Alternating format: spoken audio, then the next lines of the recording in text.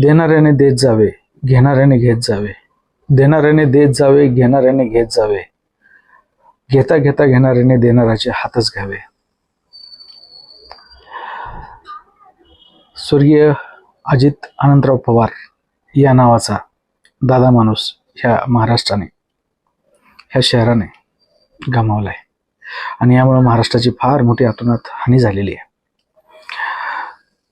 अजित पवार या नावाच्या माणसानं, या दादा माणसानं आपल्याला सतत काही ना काही दिलेलं आहे. त्यामुळं हा देणारा माणूस आहे.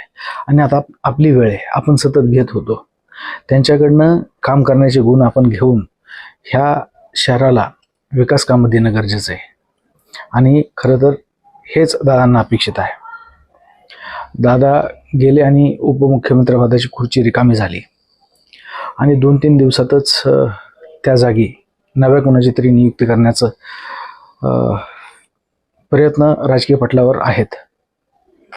खरं तर एवढी घाई करण्याचं काहीच कारण नाही. माननीय दादांची अशी इच्छा होती की त्यांनी कधीतरी एकदा मुख्यमंत्री व्हावं.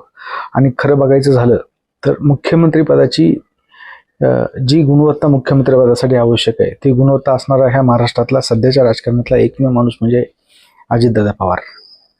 दुर्दैवानं काळानं त्यांच्यावर घाला घातला आणि त्यांना जावं लागलं. अशी बातमी येते की श्रीमती सुनेत्रा पवार या उद्या उपमुख्यमंत्री पदाची शपथ घेत आहेत. मात्र माननीय अजितदादांची जी मुख्यमंत्री व्हायची अपूर्ण इच्छा आहे ती भाजप सरकारनं श्रद्धांजलीच्या स्वरूपात माननीय सुनेत्रा पवार यांना मुख्यमंत्री पदाची जबाबदारी देऊन पूर्ण करावी, अशी ह्या सर्वसामान्य मराठी माणसाची एक इच्छा आहे.